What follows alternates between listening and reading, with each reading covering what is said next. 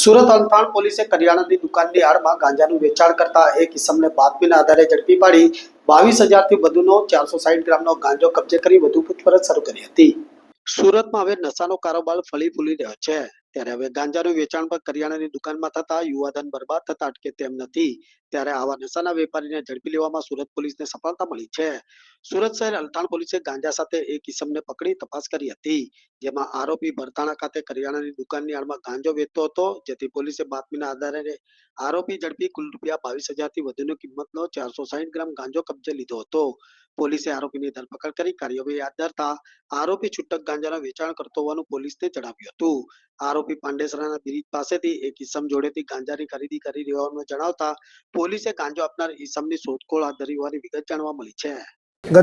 ગઈકાલ તારીખ 20 ડિસેમ્બર 2025ના રોજ અત્રેના સર્વેલન્સ પીએસઆઈ એનડી પરમારનાઓને એક માહિતી મળેલ કે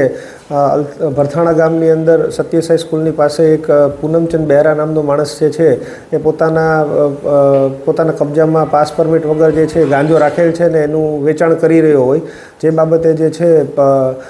સરકારી પંચો સાથે જઈને રેડ કરતા ત્યાંથી જે આરોપી જે છે પૂનમ બહેરાનાઓ પાસેથી 460 ગ્રામ જેટલો જે છે ગાંજો મળી આવેલ, જેથી તેમની વિરુદ્ધ એનડીપીએસ એક્ટ મુજબ કલમ 8, 20 અને 29 મુજબ જે છે કાર્યવાહી કરેલ છે। આ બાબતેનું ઇન્ટ્રોગેશન કરતાં પ્રાથમિક દ્રષ્ટિએ એવું જણાવેલ છે કે ભાઈ જે જેને હું ઓળખું છું એવા કસ્ટમરોને હું પોતે જે છે નાની પેકેટ જે છે બનાવીને આપું છું, અને આની અગાઉ પણ જે છે આરોપી વિરુદ્ધ અલથાણ પોલીસ સ્ટેશનમાં એક એનડીપીએસનો ગુનો નોંધાયેલ છે। આ ઉપરાંત ડુમસની અંદર પણ એક એનડીપીએસનો ગુનો નોંધાયેલ, જેમાં જે છે સપ્લાયર તરીકે આ વ્યક્તિનું નામ ખુલેલું છે।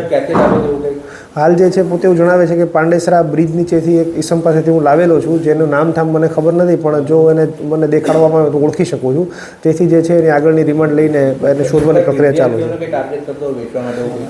હાલ જે છે એવું વિદ્યાર્થીઓને જ આપતો તો એવું કોઈ એને પોતે નિવેદનમાં નથી જણાવ્યું, પણ જેના સિલેક્ટેડ કસ્ટમર હોય કે જે એની પાસે લેવા આવતા હોય એ વ્યક્તિને ખરાઈ કરીને આપતા હોવાનું પોતે જે છે જણાવેલ છે હાલ સુધી।